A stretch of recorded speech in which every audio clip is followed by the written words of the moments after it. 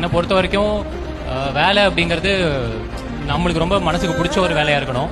Day to day அந்த வேலையை நம்ம திரும்ப திரும்ப செய்யணும்னு தோணும். எத்தனை வாட்டி செஞ்சாலும் நம்மளுக்கு போரும் அடிக்கக்கூடாது. ஸோ வேலைன்றது அந்த மாதிரி இருக்கணும்னு நினைக்கிறேன். ஏன்னா இன்னைக்கு வேலையினால தான் நம்மளுக்கு நிறைய அந்த ஸ்ட்ரெஸ்ஸு, அப்புறம் அந்த ஸ்ட்ரெஸ்ஸை போக்குறதுக்கு பல வழிகள் அப்படிலாம் இருக்கு இல்லையா. ஸோ நம்ம சிம்பிளாக வேலையை லவ் பண்ண ஆரம்பிச்சிட்டோம் அப்படின்னாலே அங்கேயே மேக்ஸிமம் எல்லாமே முடிஞ்சிடும் அப்படின்னு நினைக்கிறேன்.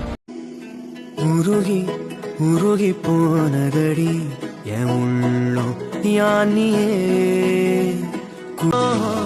நீதானே என் காதலே, என்னாலும் உள்ளம் யானியே, குருகி குருகி போனதடி என் எண்ணம் யானியே.